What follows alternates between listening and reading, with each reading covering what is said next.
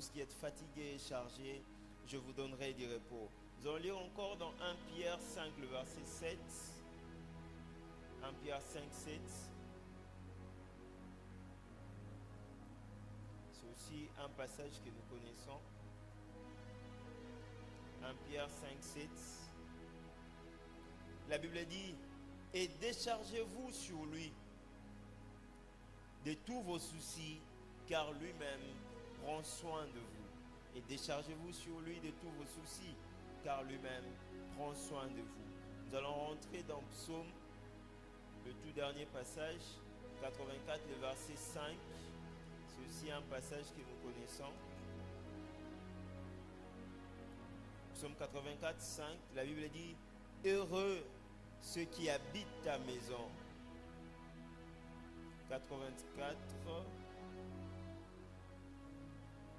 le verset 5. Je pense que je ne me suis pas trompé. Ok, 6. J'ai mal écrit. Sinon, on peut commencer à partir de 5. Heureux ceux qui habitent ta maison. Ils peuvent te célébrer encore. 6, il dit, heureux ceux qui placent en toi leur appui.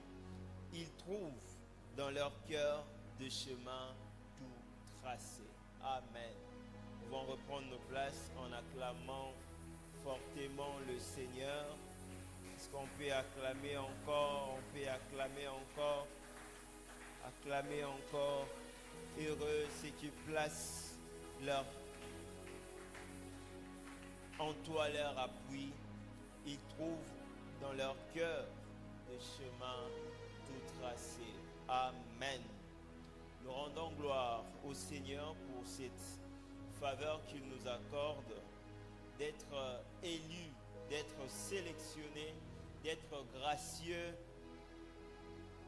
parmi le vivant. Amen. Amen, amen. La vie est une grâce qui émane des dieux. Amen. Si nous pouvons nous réveiller le matin, nous déplacer, faire tout ce dont nous avons besoin, c'est une grâce que le Seigneur nous accorde. Il y a des gens qui se réveillent, mais ils n'ont même pas la possibilité de poser leurs pieds sur terre. Amen. Il y a de ceux-là qui peuvent aussi poser leurs pieds sur terre, mais ils n'ont pas la capacité de s'élever. Amen. Il y a ceux-là qui s'élèvent, mais ils n'ont pas la capacité de marcher. Amen. Il y a aussi ceux-là qui marchent, mais qui n'ont pas la capacité d'effectuer de longs trajets. Il y a de ceux-là qui peuvent effectuer de longs trajets, mais certains n'ont pas la possibilité ou cette grâce de venir dans la présence des dieux. Mais Dieu nous a accordé cela. Est-ce qu'on peut lui témoigner encore notre reconnaissance par nos acclamations? La Bible dit, en lui, nous avons la vie. En lui, nous avons le mouvement. En lui, nous avons l'être. Amen. Amen, amen. Je me souviens quand j'étais en G2, vers la fin du cours qu'on appelle Initiation à la recherche scientifique, on avait un prof, à la fin de son cours, il a dit, je suis parmi les hommes les plus heureux sur cette terre. Amen. Quelle affirmation forte. Il dit, c'est parce que je connais le Seigneur dans ma vie. C'était un membre de Full Gospel et c'était une manière de nous évangéliser. J'aimerais dire à quelqu'un, être chrétien, être enfant de Dieu est une grâce. C'est un privilège. Et cela nous donne d'être des hommes les plus heureux sur cette terre. S'il y a 10 hommes qui sont heureux, nous faisons partie de ces gens. Amen, amen. S'il y a 5 personnes qui sont heureuses sur cette terre, j'aimerais dire à quelqu'un, si tu es enfant de Dieu, c'est que tu es parmi ces 5 personnes. Et s'il y a 2 personnes qui sont heureuses sur cette terre ou à Kinshasa ou dans ces pays, tu fais partie de ces 2 personnes. Et s'il y a une seule personne, j'aimerais dire, ce n'est pas le voisin, c'est toi. Amen, amen. Ce n'est pas le voisin, c'est moi. Amen, amen.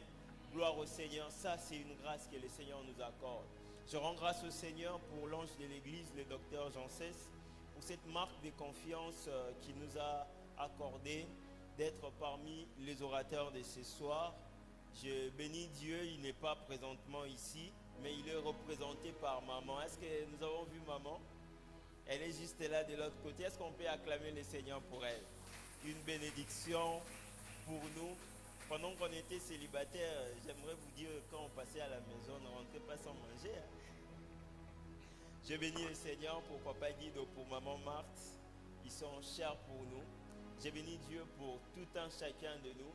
Vous êtes vraiment précieux pour moi. Vous êtes précieux pour cette église.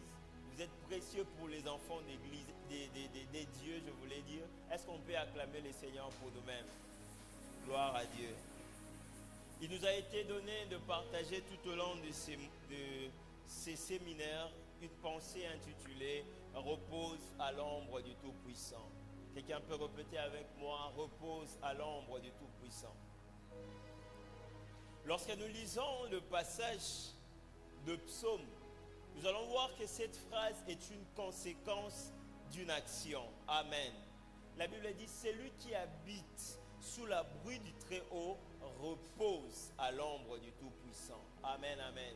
Alors on peut supposer que celui qui repose à l'ombre du Tout-Puissant, c'est celui qui habite sous l'abri du Très-Haut. Amen, amen. Amen, amen. Mais quand nous regardons ces thèmes, nous avons comme l'impression, on met de l'emphase sur cette pensée. Amen, amen. On est en train de marteler pour dire « repose à l'ombre du Tout-Puissant ». Les gens qui ont appris un peu le français seront d'accord avec moi. Quand on dit « repose à l'ombre du Tout-Puissant », on parle de l'impératif. Amen, amen. C'est l'impératif présent. Donc c'est un ordre qui est en train d'être donné. Amen. Amen, amen. J'aimerais dire à quelqu'un que reposer à l'ombre du Tout-Puissant n'est pas une option, n'est pas quelque chose à choisir, mais c'est une imposition pour toute personne qui est appelée enfant des dieux. Amen. Amen, amen. Ne repose pas sous l'ombre de ta mère, ne repose pas sous l'ombre de ton frère, ne repose pas sous l'ombre de ton église, ne repose pas sous l'ombre de ton pasteur. Je ne suis pas contre notre pasteur ou contre un pasteur ou contre une église, mais et l'église, et les pasteurs, et nous tous, nous reposons sous l'ombre de qui? Du Tout-Puissant. Amen. Gloire soit rendue au Seigneur pour le message d'hier. Je pense que l'orateur a eu le temps de nous en parler, disant que même le Tout-Puissant, c'était seulement une manière d'exprimer El Shaddai. Amen, amen. Et ça, c'est une expression qui n'est pas en mesure d'expliquer ce que notre Dieu, d'expliquer la grandeur de notre Dieu, mais quand même on l'emploie. Amen, amen. Amen, amen. D'une certaine manière, c'est pour dire ça vide un peu Dieu de toutes ces substances. Amen. Amen, amen. Alors, comme c'était écrit dans une langue et on a traduit en français, donc on ne peut que se limiter là. Amen. La pensée qui m'a été demandée de partager avec nous ce soir est intitulée « La confiance en Dieu dans le temps de crise ». La confiance en Dieu dans le temps de crise. Vous allez remarquer que ce n'est pas tout le monde qui repose à l'ombre du Tout-Puissant. Parmi les caractéristiques que nous pouvons trouver dans la personne qui repose à l'ombre du Tout-Puissant, nous pouvons voir la confiance. Amen. Amen, amen. Nous avons lu dans plusieurs passages, et ces psaumes, quand le pasteur en parlait hier, ça fait partie des psaumes qu'on n'a pas identifié l'auteur. Amen. Amen, amen. Alors lorsque le Seigneur faisait parcours avec son peuple, parmi les choses qu'il apprenait à son peuple, s'il apprenait à l'adorer. Et nous allons voir la personne qui a restauré l'adoration en Israël avant que cela nous parvienne, c'est David. Amen, amen. On parle de la chute de Niagara, on parle de la grande muraille de la Chine. Les autres là, je ne sais pas, on parle aussi du temple de Salomon. Amen. Et lorsqu'on disait dans son palais tout s'écrit gloire, on pouvait voir les matériaux avec lesquels ce temple a été construit. C'est-à-dire la Bible, David était en train de dire, on a gardé ou on a récolté de l'or pour ce qui était de l'or. On a récolté, s'il fallait, je ne sais pas moi, quel matériel, tout y était. Ainsi, il y avait une grande splendeur. C'est ce qui a fait que lors de la déportation, quand Je pense c'était Ézéchias a montré le temple et les ustensiles. Les gens ont eu de l'envie contre même le temple. C'est pourquoi on venait piller les temples. Amen. Ce n'est pas de ça que nous parlons ce soir, mais lorsqu'on parle de celui qui repose sous l'ombre du Tout-Puissant, on voit une personne qui a confiance en Dieu. Amen. Amen, amen. Amen, amen. Amen, amen. Alors, la confiance en Dieu ou la confiance, quand on parle de la confiance de manière générale, la confiance c'est un sentiment de sécurité. Amen. Envers, vis-à-vis de quelqu'un ou vis-à-vis de quelque chose. Lorsque le Seigneur nous parle de la confiance en lui, le Seigneur a besoin que nous puissions nous sentir en sécurité lorsque nous sommes à ses côtés. Amen. Amen, amen. Le Seigneur vient dans la vie de quelqu'un qui sent sa vie secouée. Il a comme l'impression que les choses ont tendance membre et amabé. Amen. Vous savez qu'il y a des gens qui se sont donné la mort avant que la mort elle-même ne vienne le prendre. Il a vu que sa vie est ballottée dans tous les sens. Il s'est dit non, c'en est fini de moi et puis je vais me donner la mort. Poison, ainsi de suite. Parce qu'ils ne pouvaient pas donner un sens à leur vie. En d'autres termes, ils ont perdu totalement la confiance. Je peux dire même la confiance en eux-mêmes. Même la confiance à la vie ou même la confiance aux personnes qui pouvaient être à leur côté. Peut-être parce que ces gens aussi n'y étaient plus. Amen. La confiance en Dieu dans les temps de crise. La confiance en Dieu dans les temps de crise. Nous savons que quand on parle du temps, on parle de la durée des événements, on parle des temps, on parle des saisons, on parle des temps, on parle des époques, on parle des temps, on parle de siècles, ainsi de suite. Amen. Amen, amen. Amen, amen. Et les physiciens disent le temps c'est une grandeur fondamentale. Amen. Et on parle ici de temps de crise. Nous savons que lorsqu'on parle de temps de crise déjà, je n'ai pas cherché une définition selon les dictionnaires, mais quand on parle de crise, on parle de l'absence. C'est-à-dire le manque de ce qui devait normalement exister. Le temps de crise, ce sont des moments difficiles que nous traversons. Le temps de crise, ce sont des moments de maladie. Les temps de crise, ce sont des moments de précarité. Les temps de crise, ce sont les moments de manque d'assurance. Les temps de crise, ce sont les moments où nous ne nous retrouvons pas. Amen, amen. C'est comme si Bazuyo Batio na katika ta océan invité au bandana gauche, au bandana na droite. Amen. Amen, amen. Mais ce soir, le Seigneur vient rappeler à quelqu'un, si tu habites sous l'abri de son ombre, si tu reposes à son ombre, aie la confiance en lui. Amen. Nous avons commencé le mois, je voulais dire l'année 2025, avec beaucoup de projets, avec beaucoup de pensées, avec beaucoup d'attentes. Peu à peu, les jours sont en train de faire quoi? D'avancer. Amen. Il y a certains qui ont atteint certains objectifs, mais il y a d'autres, depuis que l'année a commencé, ils n'ont presque rien atteint. Et ils se posent un grand nombre de questions. C'est pourquoi dans les livres des psaumes, là où nous avons lu, le verset, le 15e strophe, le Seigneur est en train de dire, il m'invoquera et je lui répondrai. Je serai avec lui dans la détresse, je le délivrerai et il me glorifierait. Amen, amen. Amen, amen. Il a parlé de la détresse. La détresse, c'est ça, le temps de crise. Quelqu'un peut identifier un domaine dans lequel il voit la crise. Un domaine dans lequel il y a un ça ne va pas. Quand tu restes toi-même, tu te rends compte que non, voilà, ces points vraiment, ils aussi bas, ils aussi battés. Lorsqu'il y a un ça ne va pas, plusieurs recourent à beaucoup de choses. Amen. Il y a même des gens qui sont chrétiens.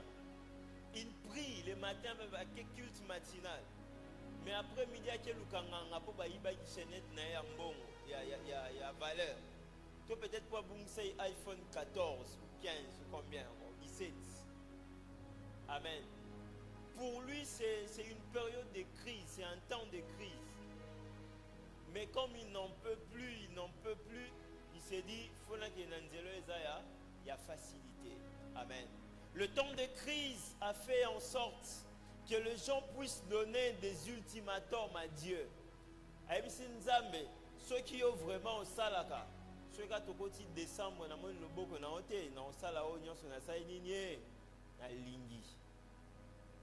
Amen. Amen, amen. C'est comme si cette phase de la vie était la finalité des choses. Je suivis une fois une adoratrice, une dame, je tais son nom. Elle a dit qu'elle a passé des moments de stérilité dans sa vie.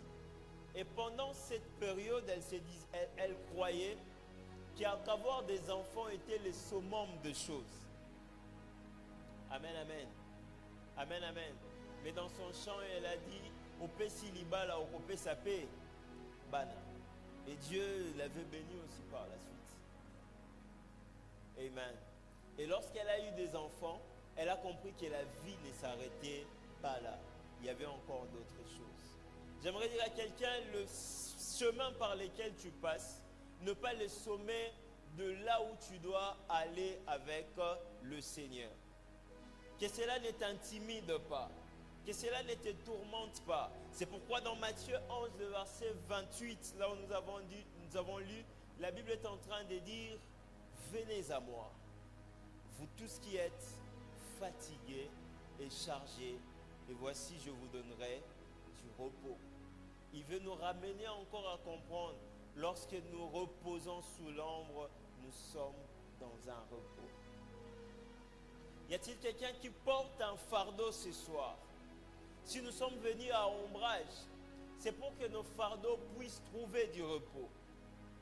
Dans une autre version, on a dit celui qui est courbé sous un fardeau, qu'il vienne au Seigneur pour que le Seigneur lui accorde du repos. Amen. Qu'est-ce qui tourmente ta vie? Qu'est-ce qui tourmente ton couple? Qu'est-ce qui te fait manquer la paix? Est-ce le travail? Est-ce le mariage? J'aimerais dire à quelqu'un qu'il y a des gens qui travaillent et qui touchent beaucoup, mais ils sont insatisfaits. Il y a des gens qui se marient, mais qui divorcent aussi. Amen, amen. Il y a des gens qui ont des enfants, qui en trouvent comme une charge dans leur vie. Évidemment, pour certaines personnes, les enfants sont devenus une charge. Entre autres, parce qu'on n'a pas su, comment on appelle ça, planifier. Amen. Ton revenu n'est pas assez, mais toi, tu en as plein, donc ça devient un fardeau. Mais qu'à cela ne tienne, la Bible dit les enfants sont une bénédiction. C'est possible que le Seigneur transforme cela. 1 Pierre chapitre 5, le verset 7, la Bible dit « Et déchargez-vous sur lui de tous vos soucis. » Amen. Si je veux ajouter Matthieu 6, je ne sais plus, mais c'est 20 au-delà là. Il dit qui par ses soucis, qui par ses inquiétudes aura ajouté une coudée à la longueur de sa vie ou à la durée de sa vie. Amen. On vient à l'église, mais on a des soucis, on a des fardeaux. Il y a d'autres qui se réveillent en plein milieu de la nuit et ne savent plus dormir. Amen. Amen, amen. J'aimerais dire à quelqu'un, quand tu reposes à l'ombre du Tout-Puissant, il y a... On dit quoi? Tu fais quoi? Quand tu fais quoi? Tu reposes, n'est-ce pas? Amen, amen. C'est comme Papa Guido disait, demeurer ainsi de suite. Mais quand on prend le mot là, reposer, donc il n'y a pas le repos à l'intérieur là. Amen. Il y a le repos lorsque nous avons le Seigneur à côté de nous. Ce qu'il nous demande ce soir, c'est d'avoir confiance en lui dans le moment de crise. Et la Bible dit dans Psaume 84, le 6e strophe, là où nous avons lu, la Bible, d'autres versions disent, ceux qui trouvent en toi leur appui. Dans notre version dit, ceux qui se confient en l'Éternel trouvent dans leur cœur le chemin tout tracé. J'aimerais dire à quelqu'un, il y a un chemin qui est tracé en dehors ou au-delà de la crise que tu traverses, au-delà des problèmes que tu traverses. J'aimerais dire à quelqu'un que c'est à quoi tu penses n'est pas le summum des choses. C'est à quoi tu penses n'est pas la finalité des choses. J'aimerais dire à quelqu'un, docteur Nissi, quand tu deviendras spécialiste, tu auras encore besoin d'autres choses. Et nous avons besoin que de rester dans la source intarissable. Là où lorsque nous aurons besoin d'eau, nous aurons de l'eau. Lorsque nous aurons besoin de force, nous aurons la force. Lorsque nous aurons besoin de paix, nous aurons la paix. Lorsque nous aurons besoin d'argent, nous aurons l'argent. Lorsque nous aurons besoin d'éduquer les enfants, nous aurons une meilleure éducation pour nos enfants. Lorsque nous aurons besoin de fidèles à Sion, nous aurons de fidèles. Amen, amen. Amen, amen. Repose à l'ombre du Tout-Puissant. On ne peut pas croire quelqu'un qui repose à l'ombre du Tout-Puissant sans qu'il puisse manifester de la confiance à l'égard de Dieu. Amen. Amen, amen. Je m'en vais partager 5 vérités et après nous allons prier. La première vérité, c'est que par rapport à cette pensée, la vie chrétienne sur cette terre, ou la vie de manière générale, est régie au pouvoir du temps.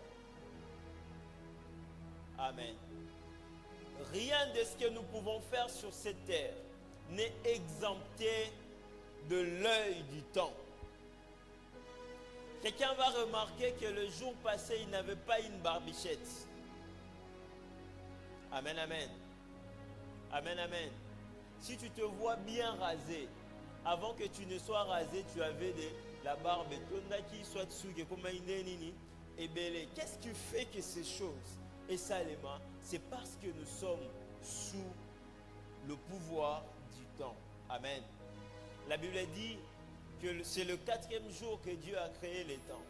Il a créé les luminaires, il a créé le soleil, il a créé la lune. L'un pour présider au jour et l'autre pour la nuit. Amen, amen. Amen, amen. Le temps. Lorsque nous tenons le culte, nous avons la montre. Amen. J'aimerais dire à quelqu'un, le temps que nous sommes en train de voir, le temps qui est en train de passer, qui semble passer très vite, ce temps n'est pas venu de soi-même. Le temps a été créé par Dieu. Ainsi, nous devons avoir confiance en Dieu. Dieu maîtrise le temps, Dieu maîtrise les saisons, Dieu maîtrise les événements et rien n'échappe à son contrôle. Amen. Vous savez que le temps, on ne le rattrape pas. Amen. Mais j'aime avec le Seigneur, il peut. Il est en train de dire, je remplacerai. Si le temps ne peut pas être rattrapé, mais le Seigneur a la possibilité de remplacer les années qui ont été dévorées par la sauterelle, le gélec et consort. J'aimerais dire à quelqu'un, Dieu est le maître du temps. Quoique le temps gouverne sur cette terre, Dieu gère le temps. Et j'aimerais ouvrir une parenthèse pour dire à quelqu'un, le temps ne fait qu'exécuter ce qui a été fait depuis l'éternité. Et l'éternité jouit du droit d'aînesse sur le temps. J'aimerais dire à quelqu'un que ta vie a été formatée. Le projet de Dieu dans ta vie n'a pas commencé au début du temps, mais le projet de Dieu a commencé depuis l'éternité. Amen, amen. Amen, amen. Le temps ne peut que reproduire ce que l'éternité lui a dessiné d'accomplir. La deuxième des choses, c'est que dans le temps, la vie de l'homme ou la vie du chrétien est caractérisé par deux phases. Amen. La deuxième vérité, c'est que le temps, la vie par rapport au temps est caractérisée par deux phases. La première phase s'appelle, ça dépend d'une personne à une autre ou la manière dont les choses se présentent, mais il y a deux phases qui se présentent dans nos vies. La première phase, c'est le bonheur. La deuxième phase, c'est la disette ou la détresse ou la crise. Je ne sais comment est-ce qu'on peut appeler ça. J'aimerais dire à quelqu'un, si tu n'as jamais vécu le bonheur et que tu rencontres la crise, rends gloire au Seigneur et confiance en Dieu, parce que ce temps ne demeurera pas comme tel. Ce temps va passer et il viendra un autre moment. Amen, amen. Amen, amen. Jacob réunit ses enfants. Il les a dit, il dit, venez, je veux vous annoncer le chose qui arrivera après le temps. Amen, amen. Il dit, il viendra un temps, le Seigneur vous visitera. C'est ainsi, il a dit, ne laissez pas mes eaux en Égypte. C'est ainsi quand les enfants d'Israël, non, c'était, je pense, c'était, comment il s'appelle, Joseph. Mais aussi Jacob, quand il parlait de ces choses, il devait être enterré où? À Canaan. Amen. J'aimerais dire à quelqu'un, si la crise est arrivée, comprends que c'est une phase. Et cette phase va faire quoi? Va partir. Il viendra une autre phase où Dieu va te gifler de son bonheur. Amen. Amen, amen.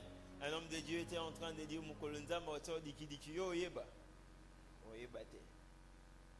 amen. Deux choses. C'est que si tu as déjà passé ton bonheur et tu commences à rencontrer la crise, peut-être que tu avais mal géré ce bonheur.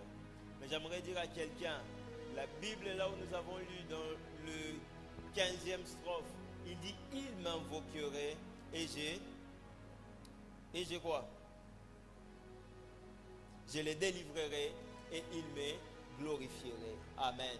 J'aimerais dire à quelqu'un, quand le Seigneur nous demande d'avoir confiance en lui, certes nous traversons des moments compliqués, certes nous traversons des moments de crise, mais j'aimerais dire à quelqu'un, ces moments de crise vont passer, ou vont passer. David dit, quand je marche dans la vallée de l'ombre de la mort, je ne crains aucun mal. J'aimerais dire à quelqu'un, ce sont des moments qu'on est en train de traverser, mais ce ne sont pas des moments pendant lesquels ou dans lesquels nous devons rester. C'est seulement une phase qui nous amène vers une autre. Amen. Il y a un moment où on sera chômeur, mais ce moment va faire quoi? Va partir. On aura un travail. Il y a un moment, on va manquer 10 francs, 5 francs, 50 francs. Mais il y a un moment où Dieu va nous rassasier de ce dont nous avons besoin. Il est seulement question de temps et laissons Dieu accomplir ce dont il a besoin. J'aimerais dire à quelqu'un, lorsqu'on marche avec le Seigneur et qu'on rencontre la disette, on doit se poser la question, est-ce que je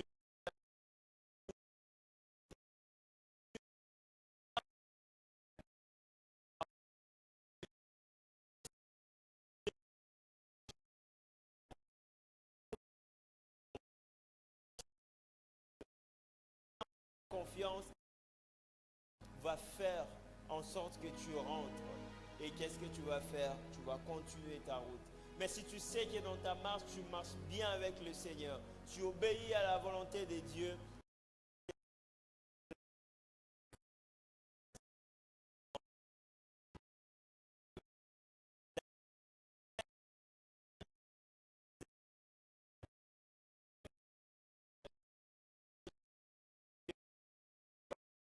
par une bataille ou par un combat. Amen.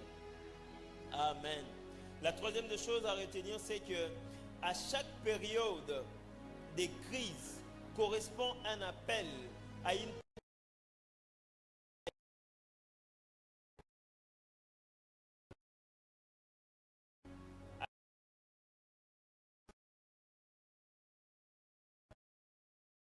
avec Dieu. Il dit celui qui habite sous l'abri du Très-Haut repose à l'ombre du Tout-Puissant. Lorsqu'on te demande de reposer à l'ombre du Tout-Puissant, une autre manière, le Seigneur est en train de nous dire, ne fuis pas le cercle de ta sécurité. Ne fuis pas le cercle de ton assurance. Parce que plus tu t'éloignes, plus tu te perds. Amen, amen. Le fils prodigue, le problème n'était pas vraiment celui de demander sa richesse, mais son plus grand problème était celui d'aller loin de son Père. J'aimerais dire à quelqu'un, lorsque nous nous éloignons de l'ombrage du Seigneur, c'est alors que nous allons vers notre perte. Amen. Amen, amen. Là, nous nous vouons à notre propre contrôle au lieu d'être sous le contrôle de Dieu. Amen. Lorsqu'on nous parle d'avoir confiance en Dieu, de reposer à l'ombre du Tout-Puissant, c'est un appel dans le monde, je dis dans les moments difficiles, d'avoir confiance en Dieu, c'est un appel à une proximité avec le Seigneur. Amen. La proximité, c'est ça. La proximité, c'est rester à côté du Seigneur. La proximité, c'est rester au pied du Seigneur. Le Seigneur dit, Marthe, tu t'inquiètes pour beaucoup de choses et tu t'agites de même. Mais Marie a choisi la bonne part qui ne lui sera jamais enlevée. Le Seigneur a besoin qu'un frère, le Seigneur a besoin qu'une sœur reste assis.